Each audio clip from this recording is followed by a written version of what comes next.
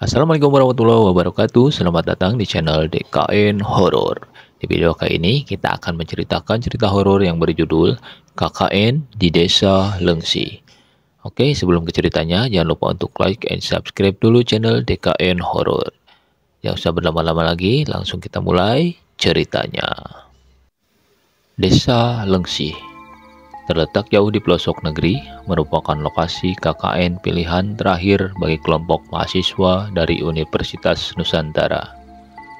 Desa ini terkenal dengan keindahan alamnya yang memukau, tapi juga menyimpan cerita-cerita mistis yang telah beredar dari mulut ke mulut. 5 mahasiswa yang bernama Rina, Raka, Siska, Arya, dan Maya berangkat dengan penuh semangat. Meskipun sebagian dari mereka merasa ragu setelah mendengar rumor tentang desa itu. Singkat cerita, mereka tiba di Desa Lengsi dan disambut oleh kepala desa.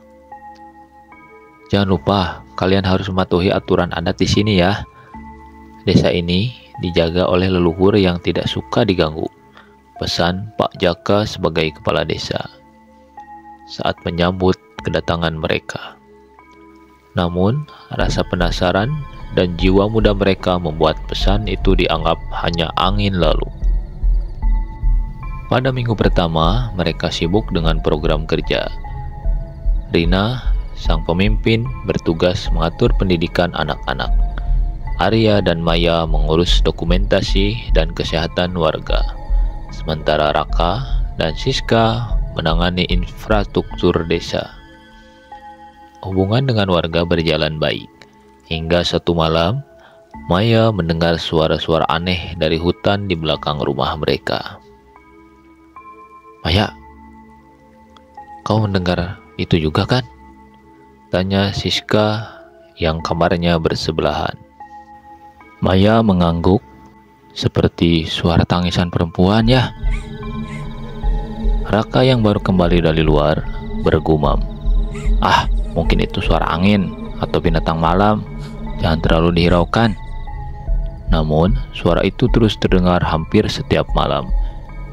Tangisan perempuan samar-samar yang lama-kelamaan berubah menjadi seperti suara rintihan minta tolong.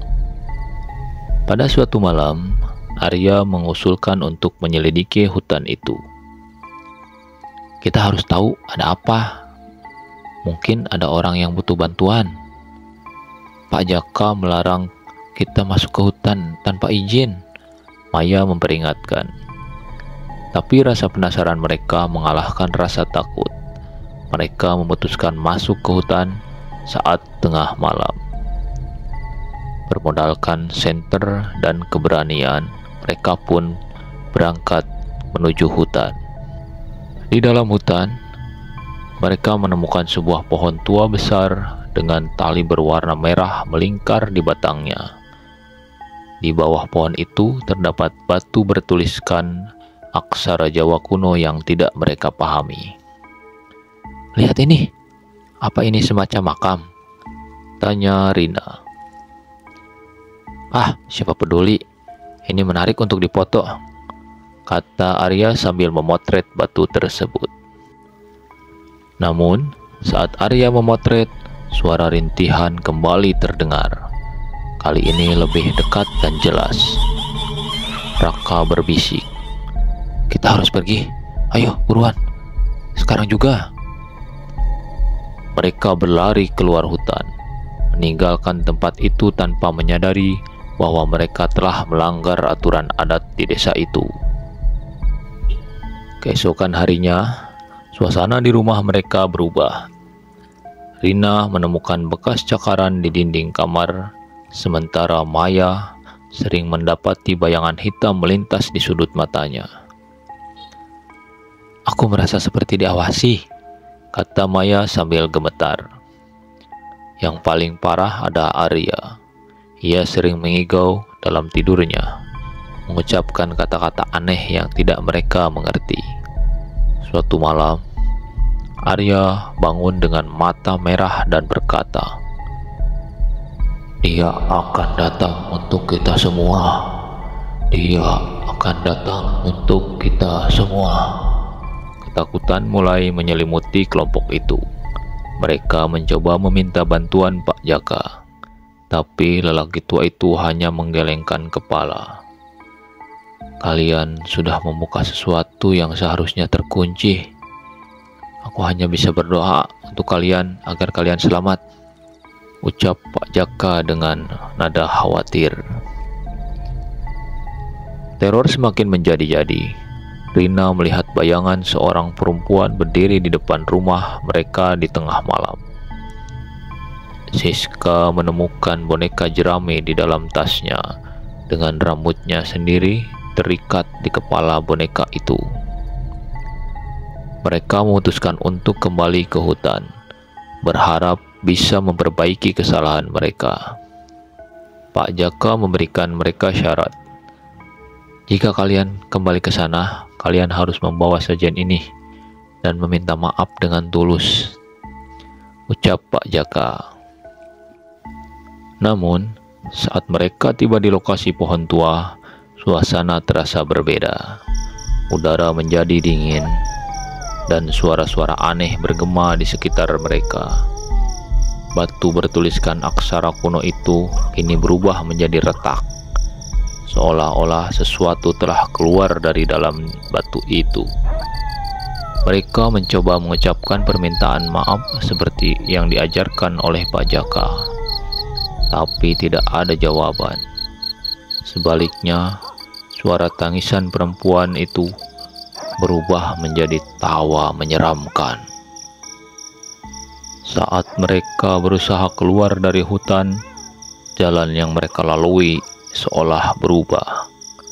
Rute yang sebelumnya lurus kini menjadi berliku-liku. Mereka tersesat, berputar-putar di tempat yang sama. Tunggu, ini jalan yang sama kita lalui tadi. Kita sudah melewati tempat ini berkali-kali, kata Rina dengan panik. Tiba-tiba kabut tebal turun, menutupi pandangan mereka. Dari dalam kabut, sosok perempuan berbaju putih dengan wajah penuh luka muncul. Ia menunjuk ke arah mereka dan berkata, "Kalian telah mengganggu tidurku." Maya berteriak histeris, sementara Arya jatuh terduduk. Siska mencoba menarik mereka untuk berlari, tapi langkah mereka semakin berat, seolah-olah tanah menahan kaki mereka. Saat kabut menghilang, mereka tidak lagi berada di hutan.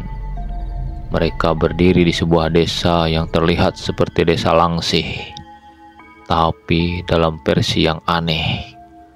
Langitnya merah gelap, dan rumah-rumah di sekitar mereka kosong dan rusak.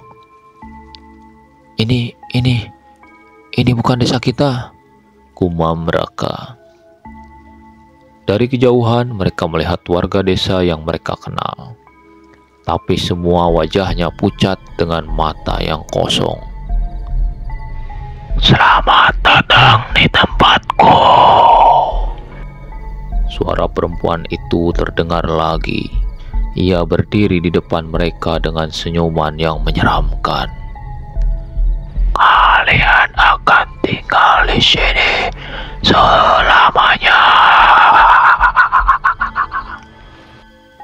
Mereka mencoba melarikan diri, tapi tak ada jalan keluar. Desa itu adalah desa jebakan. Mereka telah masuk ke dimensi lain, alam gaib yang tidak memiliki pintu untuk bisa kembali. KKN di desa Langsih berubah menjadi mimpi buruk. Tidak ada yang tahu apa yang terjadi pada mereka.